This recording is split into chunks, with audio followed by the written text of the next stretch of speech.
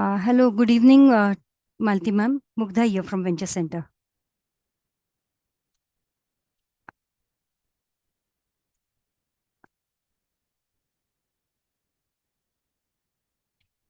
Hello, can you hear me? You have to unmute me now. Yeah, we can hear you. Vegan, then I'm there. Yeah. Just give us few more minutes. People are just joining in. Sure.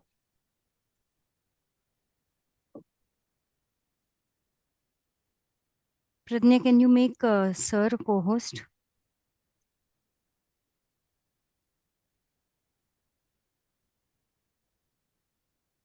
If I need a problem,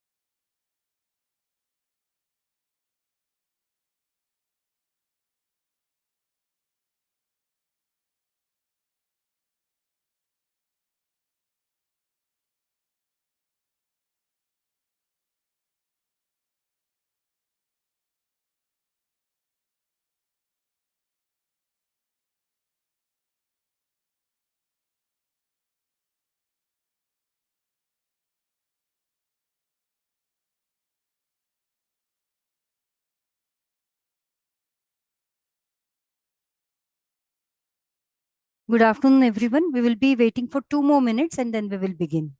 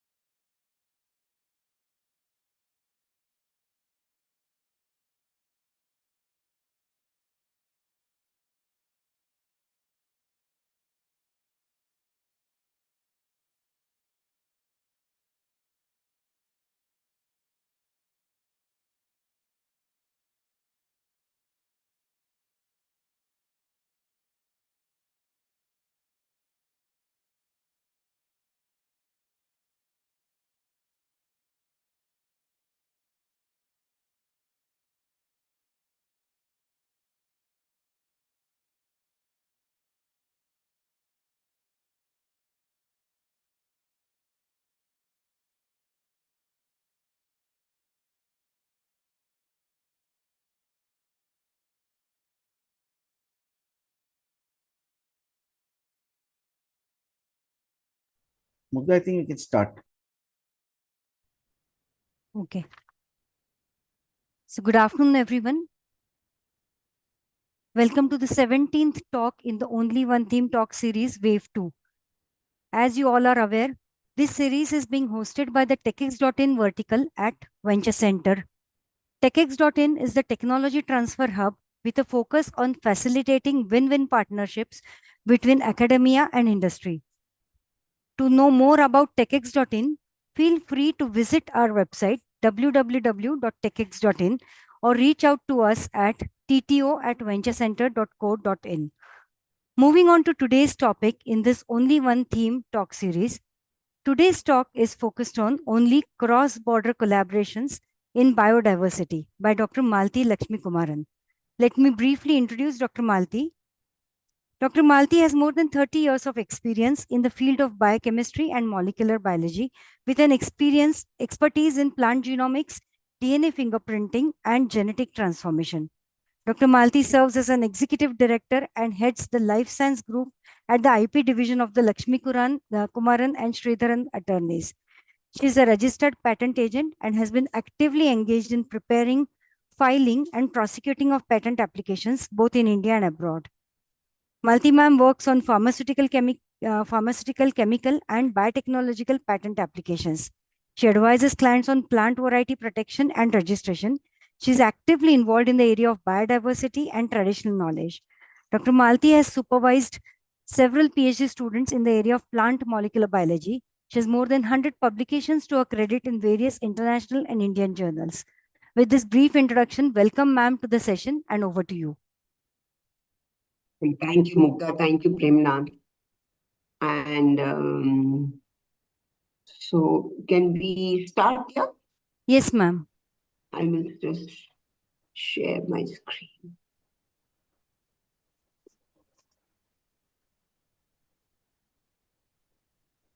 Thank If you. you can see it, let me know. Can you? Yeah. No, we can see it. It's you can go full I screen. moved it into full screen. Yeah. So, Yes, Malti, Premnath. thank you very much for agreeing to do this session. This will be available online as well. This is a little bit of the holiday season, I suppose. But I think this is a very important topic for everybody who is working with variety of organisms, plants, and so on and so forth, and have international collaborations, including with companies and so on and so forth. So we will also popularize it following this session as well. Yeah. Please. Yeah.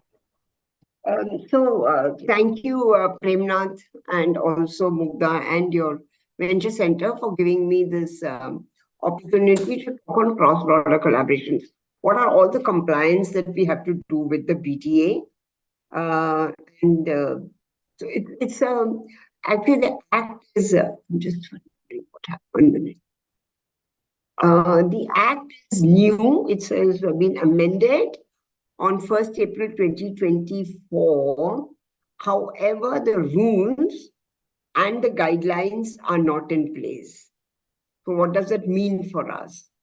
The problem here is act is there, but I don't know how to actually work on many of the things. As I go, I will explain to you where we feel we are facing a problem. But basically is to tell you what are the important provisions under the BTA and the recent amendments, but also look at it from the collaborative research projects and its implications on how to take it forward. So, and all of you know, this legislation on the Biological Diversity Act came into place because of the CBD, and then the ABS part came because of the Nagoya Protocol. So these are two important things that we need to keep. And these are two important things that we need to look at and see how are we complying with the conservation of biological diversity, its sustainable use of biological resources, and how do we really take it from state to state and also at the central level. But most important section in the Act is on the regulation, which is Section 3 of the Act. Because unless we know what is Section 3, it will be very difficult for us to really understand where we are. So let me just look at it from Section 3 point of view. So anybody who is working on bioresources, either for research or commercial utilization, really needs to know, are they an Indian company or are they a foreign entity? Now, this is important because when you're going to have cross-border collaborations, we may not have all our collaborations within Indian entities or Indian institutes, but it could be between a foreign institute and an Indian institute, an Indian startup with a foreign institute or a university. So this part, whom are we working with? And are they a foreign entity? Indian entity has to be there. Also, it is very important. Sometimes Indian entities are also considered foreign entity under Section 3 of the Act. And that is why, first and foremost, is to look at, are you an Indian entity or a foreign entity under this Act? So what does it act? Can you hear me? Yeah. Yeah, we can. It's Yeah. the host muted you, so you can hear me, right? Yeah, we can hear you. Yeah. Okay, fine. Sorry.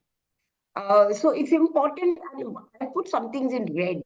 The red are the ones that have changed in the new Act, and that is from 1st April 2024. So anybody, like if you're an Indian startup or an Indian entity, you have no problem. You can access the material. But if you are considered as a Section 3.2, which is a foreign entity, then even before you touch the bioresources, you need prior approval from the National Biodiversity Authority. For what?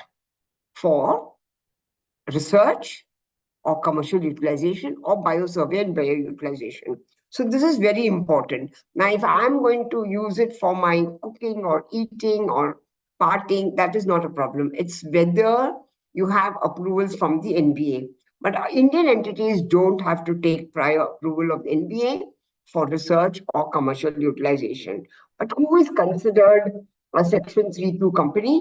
This act, which comes from 1st April 2024, has made it easier. Otherwise, earlier on, but of course, the rules haven't come. But from 1st April 2024, only those entities which are not registered in India will be considered as a foreign entity, but they're registered or incorporated in India, but they are controlled by a foreigner.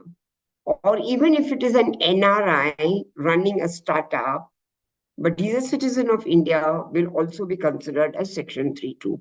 So anyone who's not a citizen of India, if you are an NRI and you're running the company or an institute or startup, you will run into problem. So I said institute. So sometimes institutes like take ICGB, where you have the head, the director, who is a foreigner, comes from Italy, because this being a UNIDO one, they are ICGB really falls under a UN one, and you could take a foreigner to be a director, and that person is a director sitting in Italy and controlling the Indian ICGB, then even that becomes a foreign entity. But things have improved now. So anyone which is not incorporated in India, or if they're incorporated or registered in India, but they're controlled by a foreigner within the meaning of Section 2, subclause 27 under the Companies Act. You really basically you have to look into the Companies Act. Is your company controlled by a foreigner or not? It is not so much about having 51% equity stake. It's more like a venture capital or a funding agency may have more than only about 20% funding or 20% capital. But if they control the company, then it becomes, or a startup, then it become a foreign entity. This is very important because there's a big differences between a Section 3 and a Section 7 company. And so if you are a foreign entity or a Section 3.2 company, you need prior approval of NBA for doing everything, for doing research, for commercial utilization, and so on. So basically, if this section is well understood and you're clear where you need to take approvals or not, most of the work is done. However, in cross-border collaborations, we will run into problems, and we'll talk to you about how. Now, they've also changed certain definitions in the Act. And one of the important things that you see in red are the ones that they have changed. And so we said prior approval, but even if you have accessed it, you've procured it, you've possessed all those resources, it's also considered that you have actually obtained the material. So even if they were in your lab and so on, then access was not a term which was used in the old act, but it has come now. And so if you processed any biological resources, so let's say under a cross-border collaboration, the Indian entity is working with, let's say, University of California, or they're working with some university or an institute, which is a publicly funded institute in the US. Now you have processed, you've procured, you've collected all the material, maybe 5 years before, not now. But you will not be able to transfer that material to the foreign entity. Even if you want to take now, for your own research, it is possible, but you cannot transfer under Section 4 as well as under Section 3 of the Act. So we'll come to Section 4, which is results of research.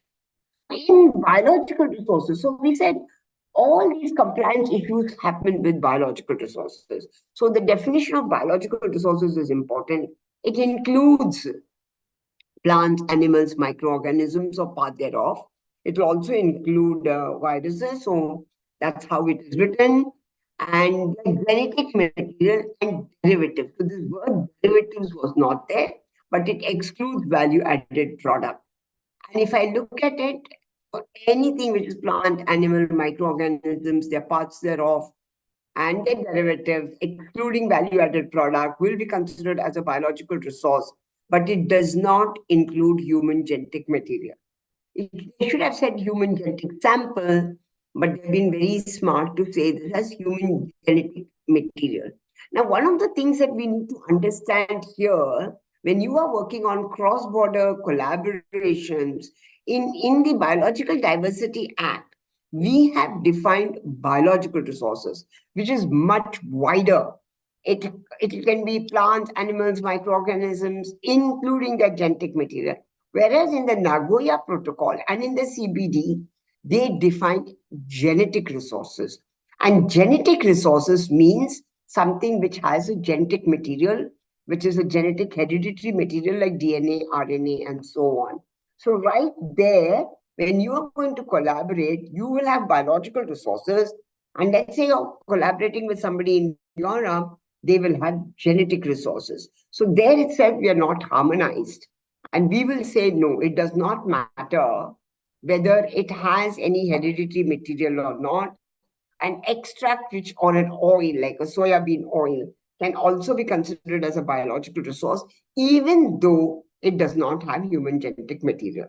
So that is where we will have the first tussle is the definition of biological resources in India, whereas under the CBD and Nagoya, it is genetic resources. And this is very important because under the WIPO, we have the IGC in WIPO, where they're trying to harmonize the source and geographical origin of all genetic resources. So if you come up with a genetic resources, which is important in your patent, and using the genetic resources, you come out and claim. So your claim is actually because of the use of the genetic resources, or it was important because of the genetic resources, you could claim something. WIPO will come out very quickly in a few years or maybe in a year to come out that all applicants will have to give the source and geographical origin. And here comes the problem. India will say biological resources, WIPO will say genetic resources, and so there will be a little mismatch. So that we have to keep in mind. Also, there is, we have something called as derivative, because derivative is included. It was not included last time. The reason derivative is included because derivative is there in the Nagoya Protocol definition, and it includes any metabolite. It's a naturally occurring biochemical compound, which is because of a metabolism in the biological resources, even if it does not contain genetic functional units of hereditary. So if there's a derivative, let's say papain coming from papaya, or something like that, which doesn't have, on an enzyme like endoglucanase comes in, even those will be falling under biological resources in India to be in line with the Nagoya Protocol. So research is very broad. All of you are doing research. Biosurvey, bioutilization is very broad. So as I told you, under Section 3, we need prior approval for research and commercial utilization. So what are the things that are covered under commercial utilization? It means any end users of the biological resources, such as drugs, enzymes, flavors, and you have the word extracts, genes, and so on. All, even if you use any gene in either for crops or livestock or for animals or for bees, then it will be considered as commercial utilization. But the given an exemption does not include conventional breeding or traditional practices in use in agriculture, horticulture, poultry, dairy farming, animal husbandry, and beekeeping. This is sort of left out, but under the Biodiversity Act, under the NDA, a lot of the time people do ask if you've come out with a new seed variety or a plant variety using conventional breeding, it still feels like it is falling within the act. There are some problems because we don't have a definition for conventional breeding in India. Value-added product is exempt. It means products which may contain portions or extracts of plants and animals in unrecognizable or physically inseparable form. Value-added product is exempt, but derivatives are there. So what you have exempted called value-added product will actually fall under derivatives. So we need to be careful about that. Once you've done that, let's look at cross-border collaborations that can happen. I thought I'll give one or two examples to make us where we are going to run into problems or where it may be smooth or not. So let me look at it. I thought I'll take a couple of examples. And one of the examples I was thinking is, let's say I want to isolate a gene. Let's say I want to isolate endoglucanase gene, or I want to use a phytase gene, correct? So I do have different microorganisms. These microorganisms are from India. And so if it is an Indian entity, you can actually access any material. You do not have to go to NBA to get, or SBB to get the approval. So Indian entities will not have any problem in accessing. But let me say that you have got a new strain.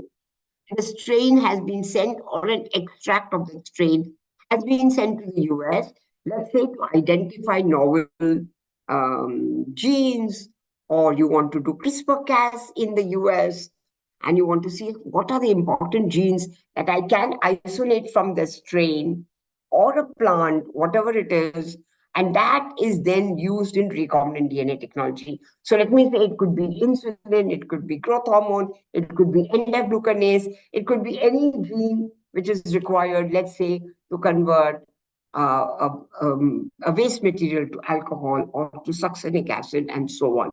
So all the things that we do in synthetic biology, you can produce vanillin, you can produce propanediol, butanediol, succinic acid using these genetic tools. Isolate the gene, which is not done in India, but you have a collaborator in the US or Europe, and you've sent your material to them, and they sequence it, identify the gene. Let's say that they do CRISPR-Cas or they do recombinant DNA technology, and they have then put that gene into a E. coli strain. The E. coli strain is from where you need to check, and then they give it to you. They've also sequenced it, and they come and give back to you a recombinant E. coli or a recombinant yeast cell having this gene of interest, and the recombinant cell can then be used in fermentation technology. Then in such a case, we do run into problems, because when I take an Indian strain to do work in India, to do research in India, no problem. But the minute I have to send any material, I have to get the compliance from the NBA. So you'll have to have either you're going to Section 3 because a foreigner is accessing the material, or you are then having also sending an extract. Then, or you're sending some results of research. You sequenced, let's say you sequenced it in India, but you're just sending the data out for them to help you to do, let's say, CRISPR-Cas or to do recombinant DNA technology. Part of the work is done there, part of the work is done here. The easy flow of material results between India and the US will be difficult, or India and any other country will be difficult, because now NBA will come in. I'd also like to mention here that let's say you've come up with a new strain, let's say a new strain of microorganism. Let's say I've isolated it from the gut. It's a bifidobacterium strain. And the strain is very good because a lot of people have gut issues. And the bifidobacterium and other strains are of bacillus strains are very good because they also treat you for not only gut issues, but let's say nervous breakdown, mental issues. A lot of the things are now with the gut bacteria. And so I come up with a new strain of E. coli, or I come up with a new strain of Bacillus or Bifidobacterium, and I want to deposit. I'm not even talking about Budapest Treaty. I want to deposit because I want to come up with a new publication. And if it's a new publication and you say that you've come up with a new strain of microorganism, then you have to deposit it. You need to show that you have it, because there's a lot of people are filing publications, getting publications without actually having the regular material. So the minute you send any material from India, this is only for publication. A publication is out of the purview of NBA, but the minute I send a strain outside of India, then I will need to get NBA approval. And this is for, even if you want a publication and you want to send a strain out, you do have a problem. I have talked to Yogesh, and they are also running into a lot of problems. India is very strict about sending any strain outside of India, whether it is a Budapest Treaty or whether it is ATCC and so on. So this is something that you'll have to keep in mind, that it is a hindrance for doing research and sending any material out. The material can be in the form of actual microorganisms or extract, or it can be data in the form of sequence data, or data in the form of an analysis that you have carried out. Oh, this strain produces a lot of succinic acid. This strain has a mutant gene. Even though you're not sending the material out, you will need to get approval from NBA if you want to send it out. However, there are some collaborative projects where I don't need to. Those collaborative projects come under Section 5 of the Act.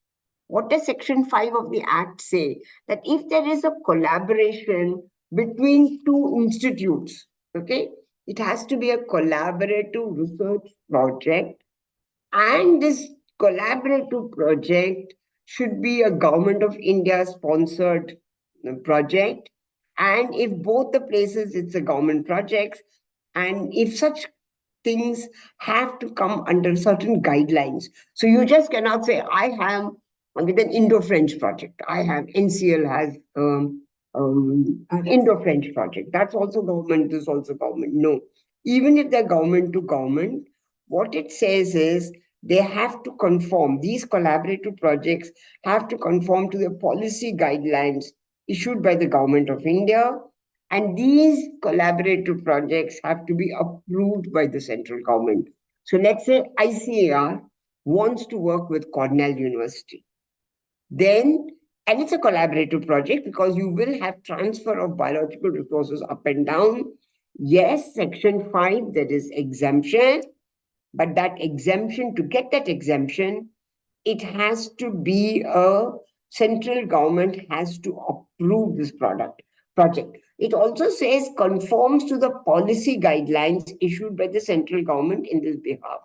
In the last so many years, I've never seen any policy guidelines issued by central government that these are the type of collaborative projects that Indian government will be conducting, will be doing. So where are those policy guidelines?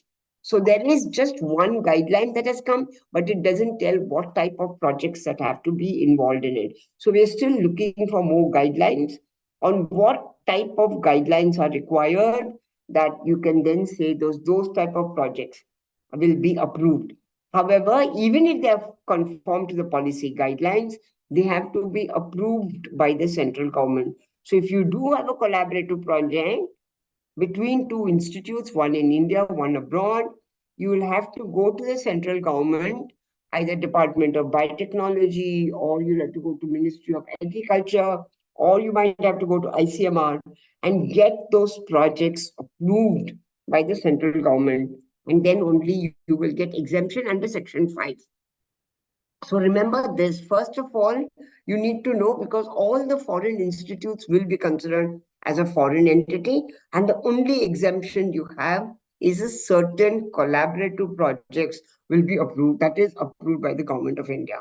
And that in the last so many years, I've seen very few of them, that the actual government of India comes and says, yes, these projects are approved under the biodiversity, under the government. And who is that? Which part of the central government will approve that? So it could be DBT, it could be ICMR, it could be so and so forth.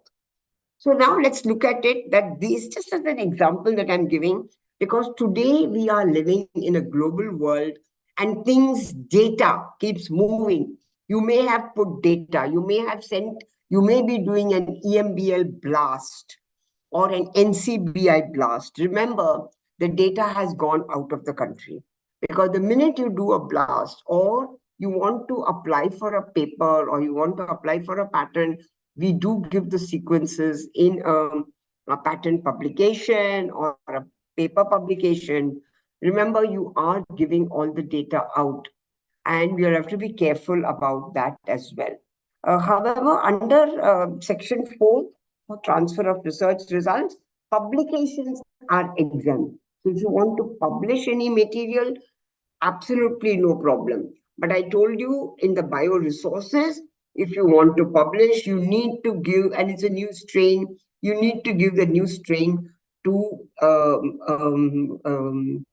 depository. I'm not talking Budapest.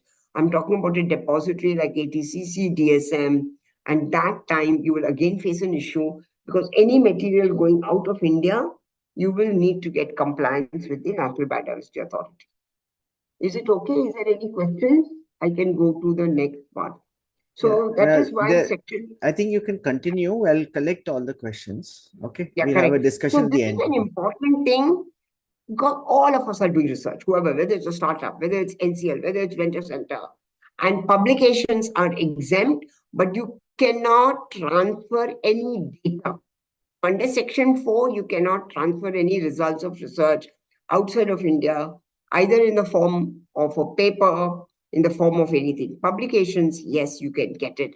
But even for publications, they say it is as per the guidelines issued by the central government. I have not seen what are the guidelines issued by the central government for publication of research paper or attending any seminar or workshop.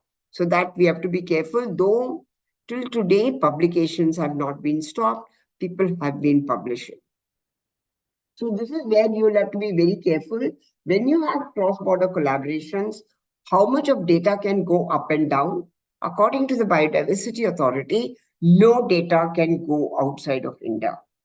And any results of research, whether you use it for commercial utilization or research or anything outside, you will need to take the approval of the National Biodiversity Authority. Even if you're asking for intellectual property rights within India or outside India, if you file for a patent, you will need NB approval. I just come to think, 1st April, it's slightly better.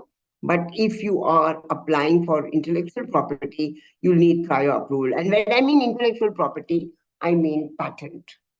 Okay. Under Section 5, I've already talked about Section 5, that it is not a problem, but only if it is a collaborative between two government bodies or institutes. You need to see that your collaborative project gets approved by the central government. Otherwise, you will run into problems. And these are like government-sponsored projects.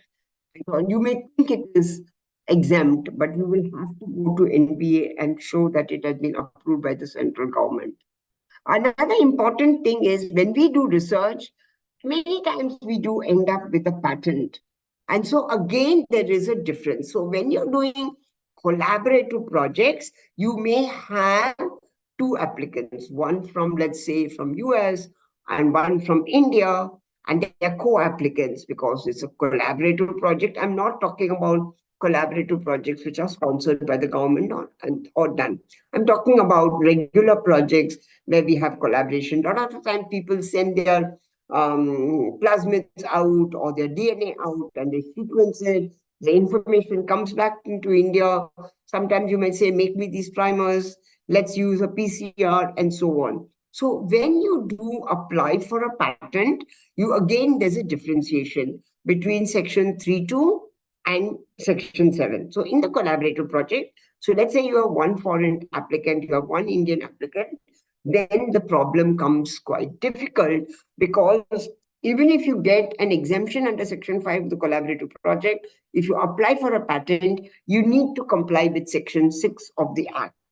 And section 6 of the Act says, if you are a section 3.2 company, you need prior approval from the NBA before the grant of the patent. Even though they're saying intellectual property, it only talks about patent. Trademark is not a problem. Plant variety protection is not a problem. That is also exempt. So anybody applying for a patent in a collaborative project and you have a foreign applicant there, then you need to get the prior approval from the NBA. On 1st of April 2024, Section 6 has sort of become easy for Indian applicants. Why do I say that?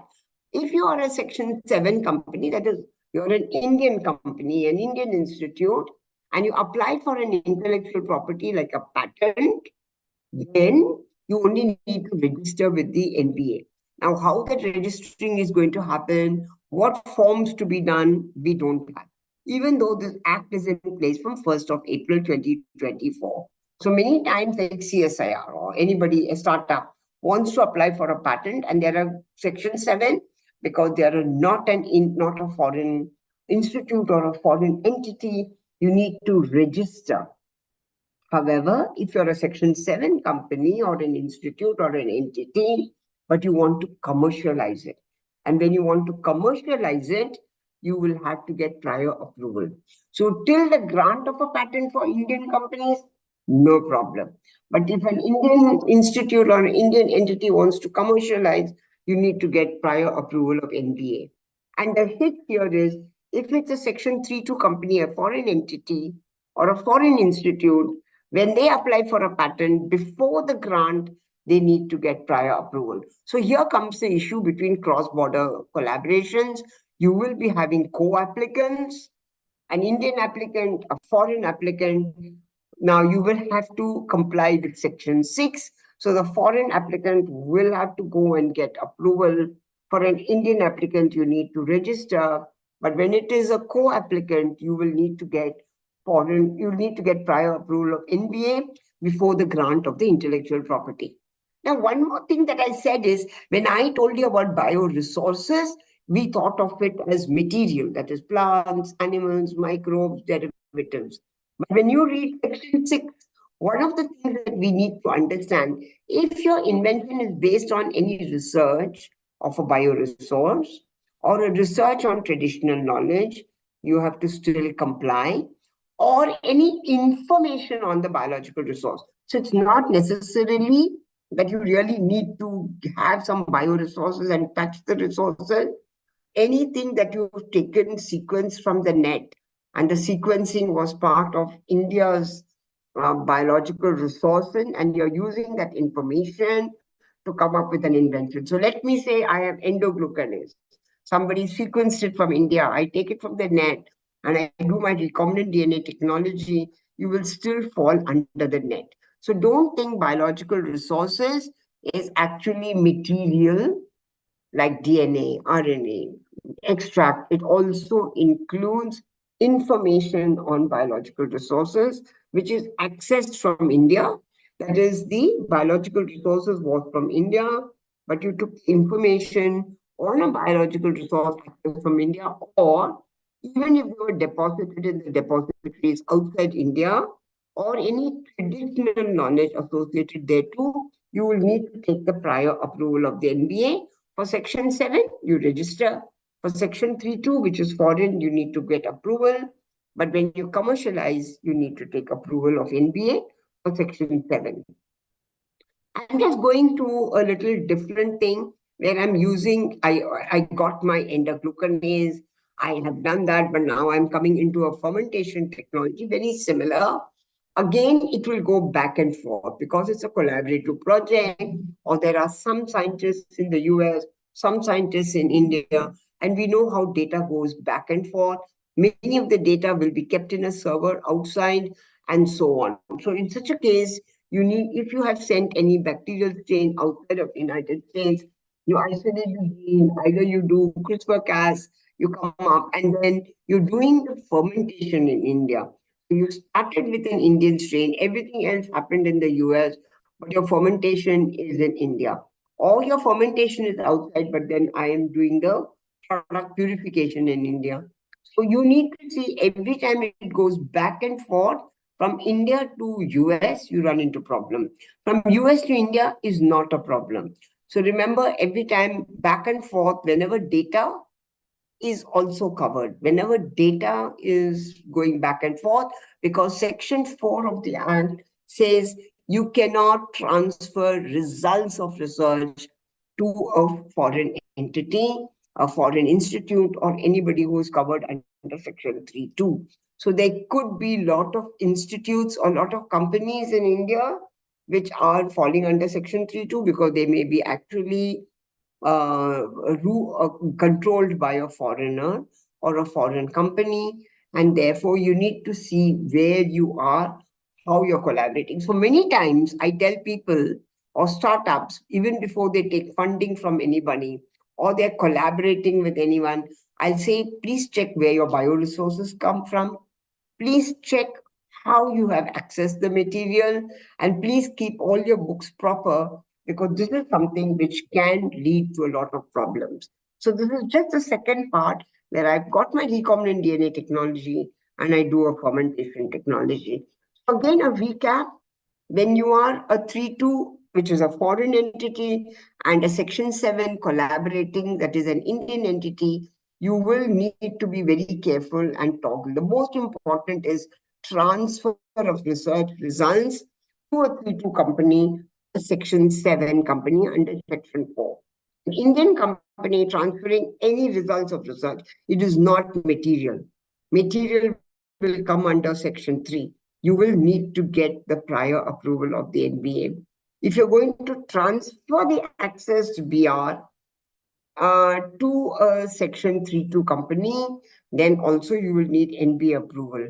But if you are transferring data from an Indian entity to an Indian entity, no problem. You're transferring the bioresources from Indian entity to Indian entity, not a problem. The only problem will come when you are transferring results of research to a foreign entity, which falls under Section 3(2). Okay? So you have to really, when you're working on collaborations, it may be certain collaborations within India. You may sequence your DNA somewhere in, say, Bangalore or Delhi. I'll get it cheaper. I can sequence it there. Or I may do my array work, microarray work in Delhi. I might want to. Today, it's a globalized world. You don't need everything in this. So you really need to be careful where and what type of research you are doing and what type of data that you are getting back.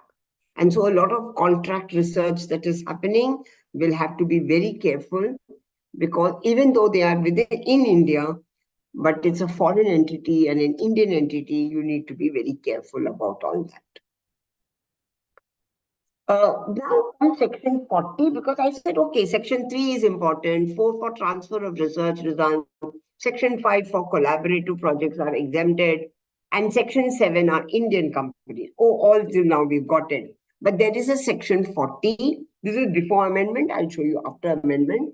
What Government of India says, there are about 421 or 425 species which are exempt, but they say it is only exempt as a commodity. But if you use any of these material, let's say I take rice, I isolate a gene, and I then want to see whether it's useful as I make a recombinant DNA technology, I will be falling foul. I will need it. But if I'm just buying rice and selling rice, or I buy rice, I make atta, rice flour, and sell, it's not a problem. I make rice noodles, not a problem. I make wheat atta biscuits, not a problem. But the minute I use wheat atta in my research, let's say in a cosmetic preparation, or I use it in something, you will not be exempt. So like soybean oil is exempt, but if I have to use soybean oil seed cake or oil in a cosmetic preparation or in an Ayurvedic preparation, it will not be considered as traded commodity, and you will need to get the approval. So remember that even though 420 species are exempt, they're all plants, but it still is a little gray area, because if you file a patent, you will need to get approval of NBA. It does not matter whether it is in that exempted list or not. Now, sir, now this is a new part of the Act, which is in force from 1st April, but we don't have the rules for it. It says that agricultural waste, so if you look at my old one, agricultural waste is not exempted. Now they say that certain agricultural waste, like if I use agricultural waste like bagasse to make alcohol, we had to take approvals from NBA. Even though it's a waste, let's say that they burn the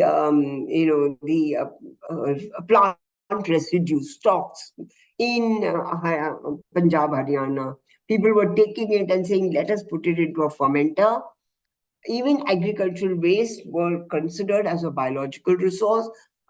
From this new act from 1st April, agricultural waste may be exempted, but it looks like that it is exempted only for Indian entities. That is one.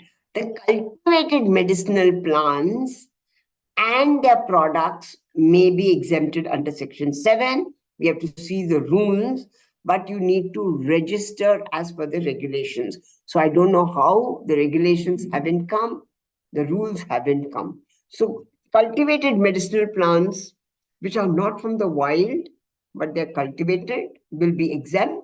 Agricultural waste will be exempt, but it looks like, because I don't know if they've missed the comma or what, it looks like it's only for Section 7 companies that agricultural waste and cultivated medicinal plants are exempted.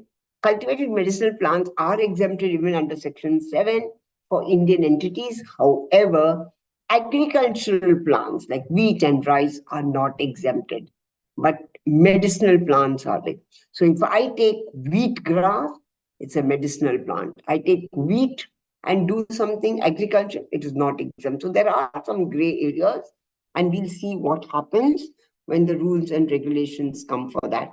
However, when I told you that the 420 species are exempt, they're not exempt for Section 6.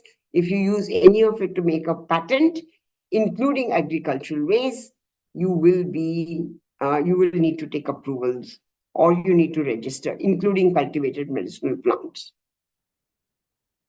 And one important thing that we all need to know is that when we file for a patent, many times the controllers will ask for the source and geographical origin of the biological material.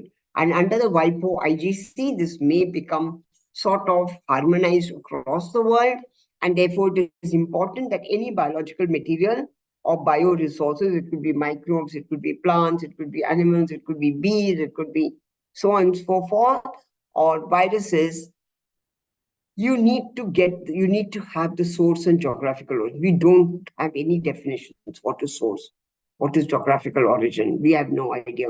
But it is there in our Act and also in our Patents Act. And this could lead to a lot of issues, especially between cross-border collaborations. You have to be very careful. Many times we don't know the geographical origin. In the CBD and Nagoya, geographical origin is that plant or bioresources, they use the word genetic resources, which is in situ conditions. They have not been planted or cultivated, but they are in situ conditions in any country. Then we consider those as geographical origin. Under the IGC, it may happen. We don't know. They're still talking. If you don't know the geographical origin, you need to say, I've taken it from Pune, India. You need to at least say that. But when you say Pune, you will have to give the latitude and longitude from which place you took the source of the material, that is biological resources. Again, India uses the term bioresources. CBD Nagoya uses the term genetic resources. And we do have a problem between the two. Just that when you think of accessing biological resources for R&D and you are going internationally, be very careful. What are you transferring? Are you transferring data? Are you transferring material? Are you transferring RNA, DNA, chemicals, intermediates, and so on? Are you transferring or are you looking at bio-waste?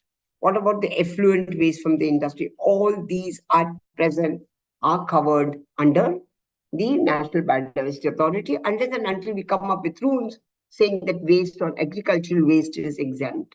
We do have some exemptions, but the exemptions still we are not very clear, like research tools.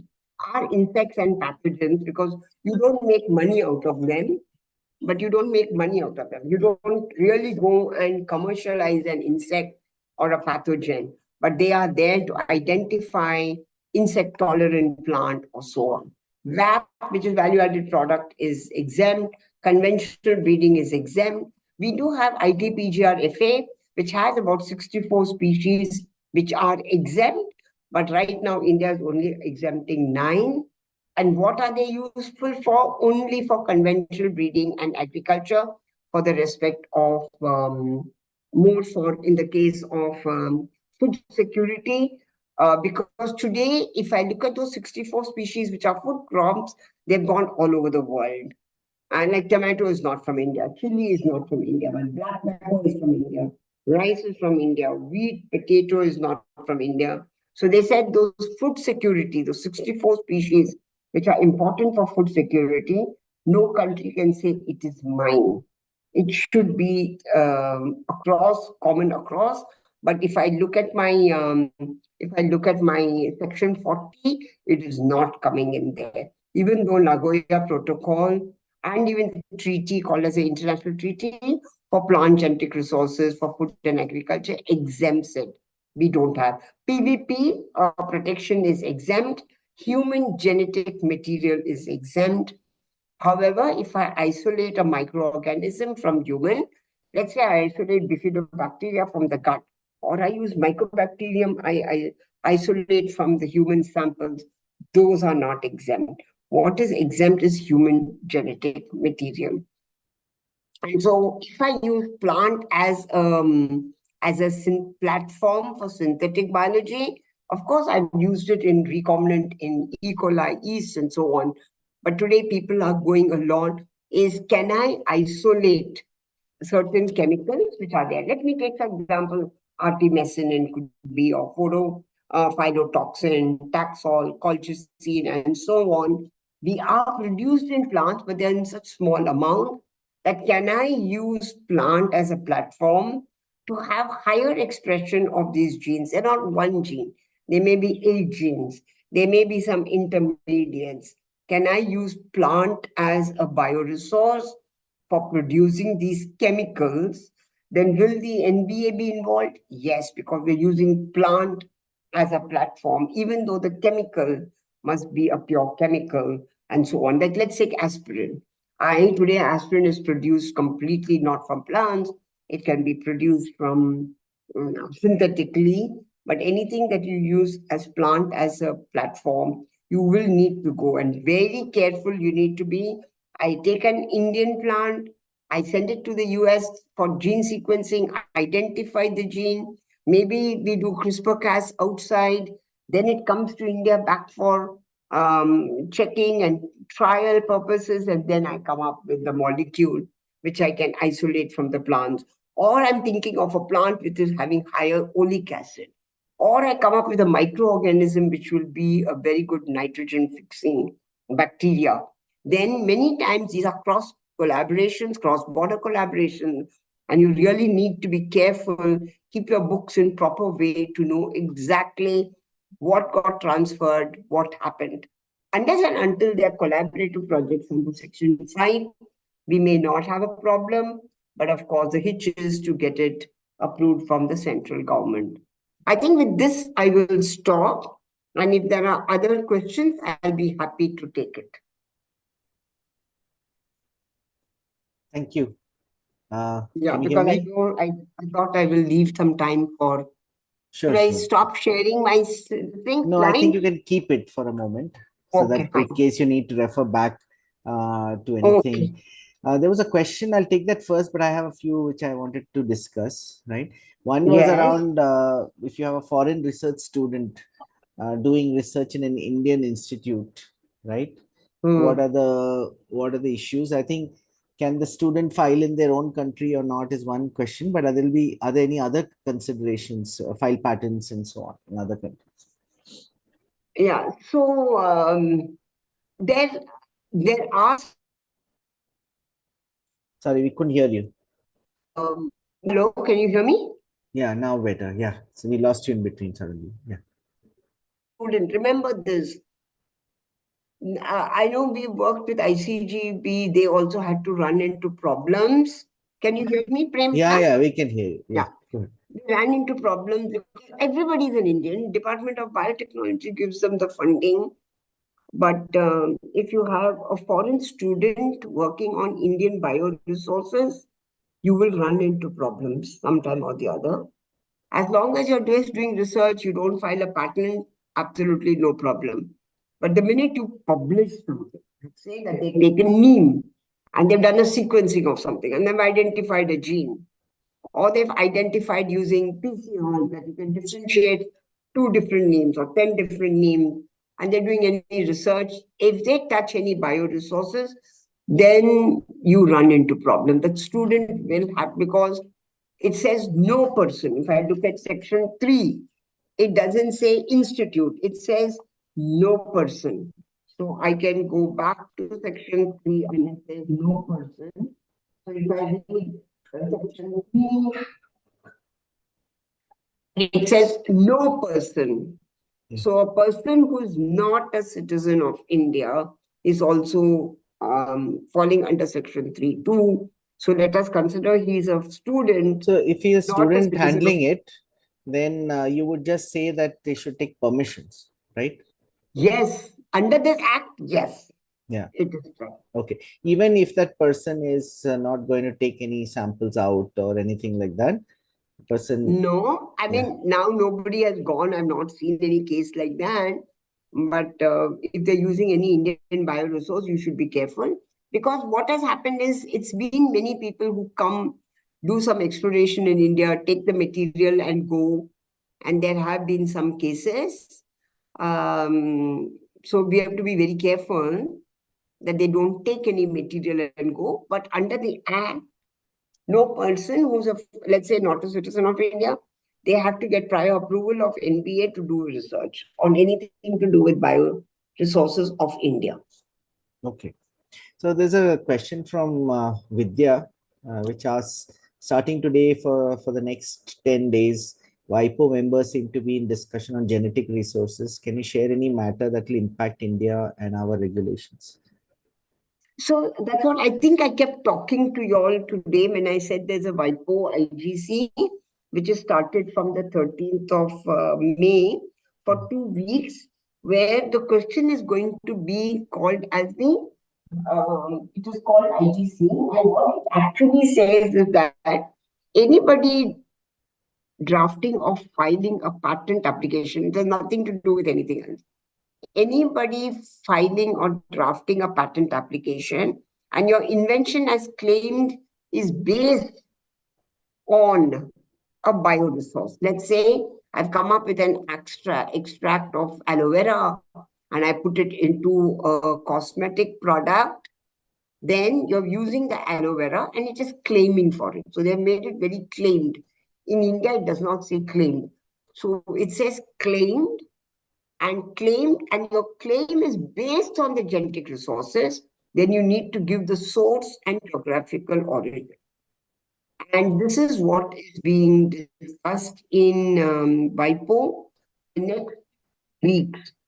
So source and geographical origin. So source is, where did I pick it up from? It could be a gene bank, it could be one of the ATCC, it could be the Budapest Treaty, it could be MTCC. That's the source. But what is the geographical origin of that? where it actually originated, which may be very difficult for people. And the worry is each country will start interpreting what is a claim. Even me with 20, 22 years experience in patent field, when somebody says, what have you claimed? What is your invention? Because a lot of our invention is still in the specification. And it is when it goes back and forth between the controller and the applicant that it actually crystallizes what is your claim. You may write a very broad claim and then it gets narrowed down. My worry is when it comes to, say, a cosmetic thing, you may put some olive oil in it, you may put some guar gum in it. I mean, you may put so many things into it. And you come up with a composition, and then each of those components, we may have to give the source and geographical origin. Now, this is a little nightmarish for anybody who is working in this area. But let's see what happens. Already for last 10 years, they've been talking, nothing has happened.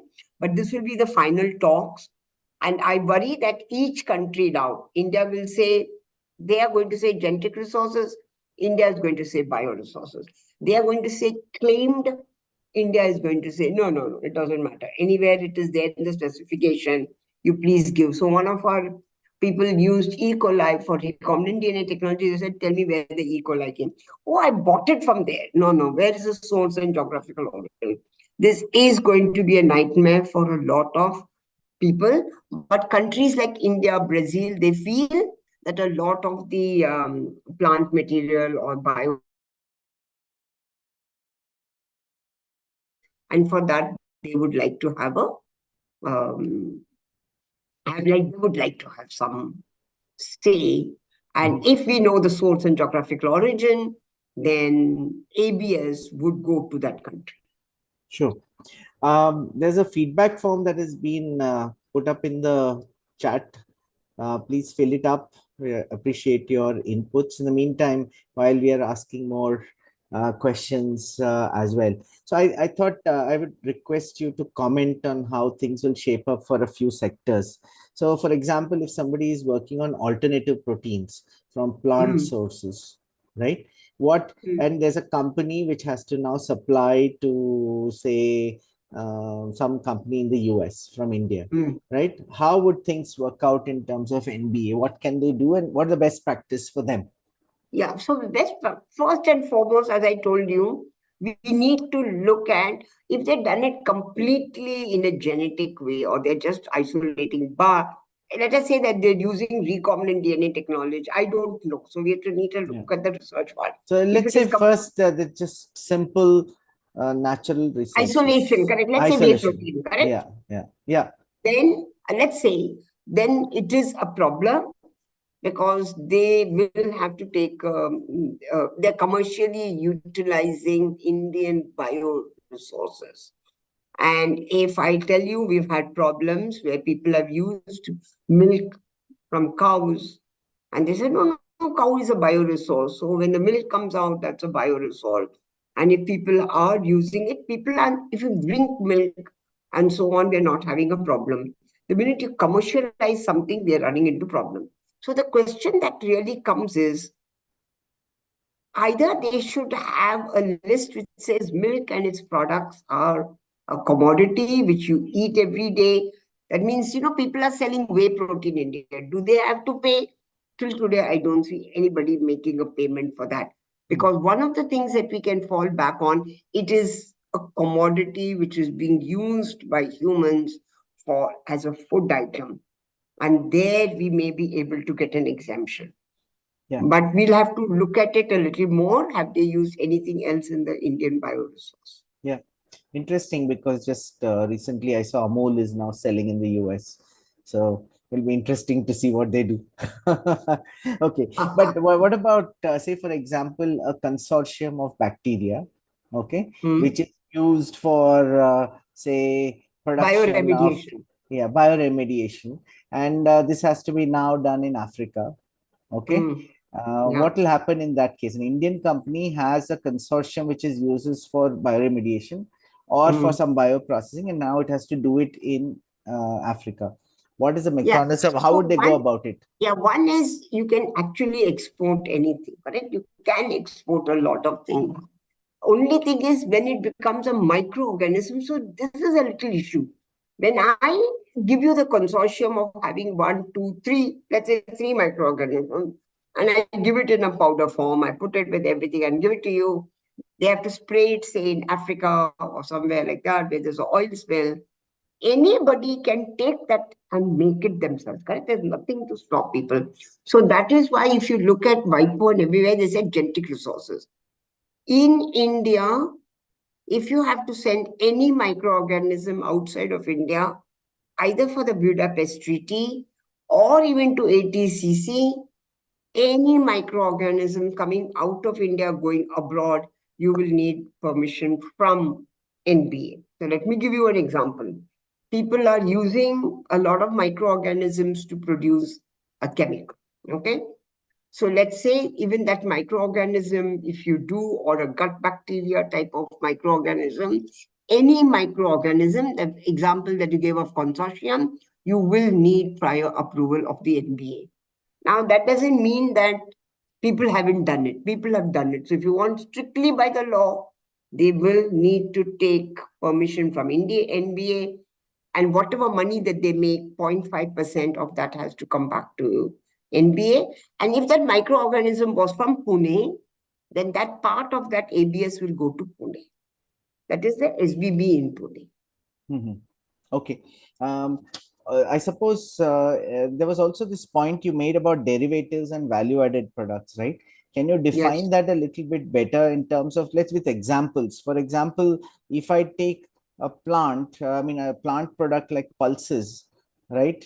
Some of the pulses I know are traded commodities, but let's say it's a pulse which is not listed there, and you convert it to a protein, and then you mix it up with things and come up with a mix that is chewable, feels like meat. What is derivative? What is value added here? So, we did not have derivatives. So let us go to value-added product. Value-added product was any portions or extracts of plant which are in unrecognizable form. So I take a neem extract. I take, let's say, an aloe vera extract. I don't know. I'm just putting two things together. I extract, I make. We have been fighting. Let's say even turmeric extract. There have been cases there. And we said it's an extract because it's an unrecognizable form, but the NBA is not buying it. And because we kept saying that it is value-added product and so on, we've been trying to take exemptions, but anyway, under patent, you don't get any exemption. So let us say that you're not putting a patent, but you're coming out with a product. Derivative is, let's say Taxol is made from Taxus baccata. That Taxol, so what happened is the Nagoya Protocol and CBD talk about genetic resources, must have DNA, RNA in it, correct? Mm-hmm. However, what happens with this is when you have a derivative like Taxol from Taxus baccata or artemisinin or podophyllotoxins, these are derivatives. They don't have any genetic material in them. They will be considered as a derivative because they've come because of the metabolism in the plant. Whereas a value-added product is just an extract of plant. I'm not coming out with a derivative, which is because of a metabolism in a plant or an animal or a microbe. Yeah. So just last question. I know we're a little out of time, but if you have a microbial consortium that you have got registered, it's a startup which is, say, having a microbial consortium which it uses it's gone and got an NBA registration done, right? And it uses it in India. That's fine. Now the same consortium, if it wants to export, right, is it something where you need a separate permission, or is it something it can do? Yes. There's no doubt about it. Okay. Because you are now exporting it out of India. Yeah. Whether it's a consortium or it's a bioresource, correct? I'm talking of as a bioresource. So it can be a microbe, it can be a consortium, it can be a derivative, it can be anything. The minute I use within India, you will have to pay a ABS of 0.5%. The minute you want to export it, you will have to inform them, or you say I've commercialized, so much I commercialized in India and so much I commercialized outside of India, and you pay 0.5% of it. No, payment is okay. Will the same agreement do for Yes, if same we just agreement will report? do. Yeah, if we just The report same that we are agreement, exporting, that's yeah, fine. the same agreement will do. Oh, okay. So they're basically only in. I mean, they're not preventing you. They are only expecting some kind of a compensation for this, I suppose. Yeah, Right? but you see, if you are exporting, something is fine. Let's say that you have now taken this bacteria or consortium and given it to somebody else, and they are going to do any work on it, then you will need, under Section 3, you will need to take approvals. So it all depends, what are you going to do? Just commercial utilization, you take commercial utilization. But if I'm going to take it and then they're going to do research, and they're going to come up with a new product, and they're going to do the formulation, then you will need to take prior approval under Section 3. Because no person can access any biological resources occurring in India. And so it's a body corporate, it is there. So you have to be careful, what are you doing? The remaining other thing, like today we export basmati, correct? Or we export rice, we export onions. Those are for commodity which are used for human consumption. Then there's not a problem. But the minute I make a pill or I come up with an Ayurvedic product, then I will have a problem. If I come up with a consortium for doing something like bioremediation, I have a problem. The only thing that is exempt are commodity which are used for human consumption, are really exempt. Okay. I think on that note, we'll close. I have a lot of questions, but I'll have to reserve it I for some know, other time. even I tell you. Yeah. So I was actually giving examples, because with examples is where you will get more clarity. Yeah. So I'll hand it over to Mugdha. Thank you very much, Malti, for taking the time out. It's always a pleasure having you here and speaking on these topics. Yeah, thank you so I much, know I've ma'am. filed so many NBAs that you ask me anything and I have an example. So much so NBAs come after me sometimes for honey. And they said, honey is a bioresource, you pay for it. Milk is a bioresource, you pay for it. So I think we'll have another occasion where we get a chance to bring the policy people here and get them to listen to you and other experts in the field. No, they will Sure. kill me because I'm so candid. Yeah. Thank you very much. Yeah, thank you very much with you. this interesting talk, ma'am. Thank you so much for your time. I know you're traveling from tomorrow for quite a few days, but thank you for making time for us. So today we come to an end of this second wave of our only one theme. But mind well, we are coming back with the third wave. Stay tuned to the new announcements tentatively in the month of September 2024. So please stay tuned to these announcements. Before you leave this session today, I request two things. First thing is about the feedback link, which is there in the chat box already. Please do give your feedback. Also, do mention about the topics you wish to hear about in the third wave in this only one talk series, as well as any other workshop topics that you wish us to handle. Second important announcement is you would have got an automated calendar invite in your Google Calendar, which had come as an registration as part of this series. So requesting all of you to manually delete those automated calendar invites for the rest of the talk series. Sorry about this, but requesting you to delete the calendar invites from your calendars. So with this two announcements, thanking once again the Malti ma'am, and we look forward to having you once more, hosting you once more for further events. Thank you so much. People will run away. No, definitely. Thank you very much. Thank you. Really Thank you appreciate so much. It. Thanks. Thanks, Pregnant. See you. Thanks, Bye. Mugdha. Bye, ma'am.